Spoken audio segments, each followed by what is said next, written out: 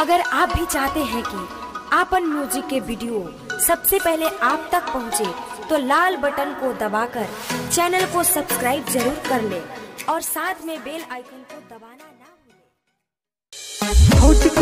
उठाएंगे हम हर पिचकारी ढुकाएंगे।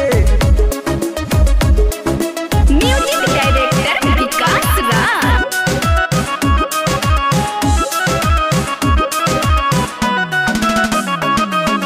होलिया में ललका पियर का रंगवा चोलिया में जम के लगाएंगे। ठीक है ठीक है। होलिया में ललका पियर का रंगवा जम के हम लगाएंगे। ठीक है ठीक है। भौजी का महंगा उठाएंगे, हम हर पिचकारी घुसाएंगे। ठीक है ठीक है। भौजी को रंगवा लगाएंगे, भैया से भी लड़ जाएंगे। ठीक है ठीक है। होली के उमंग रही चोलिया बेढंग रही। ठीक है ठीक है। होली के उमंग रही चोलिया बेढंग रही, रंगवा लगाई वैसे भौजी भी तंग रही। ठीक है ठीक है।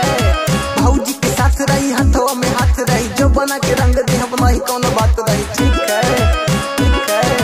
फगुआ में रंगवा लगाई सुना तनिको नहीं शर्माएंगे। ठीक है ठीक है। फगुआ में रंगवा लगाई सुना तनिको नहीं शर्माएंगे। ठीक है ठीक है। भौजी के लहंगा उठाएंगे, हर पिचकारी घुसाएंगे। ठीक है ठीक है। भौजी को रंगवा लगाएंगे, भैया से भी लड़ जाएंगे। ठीक है ठीक है। होलिया में प्यार होई नहीं इनकार होई। ठीक है ठीक है।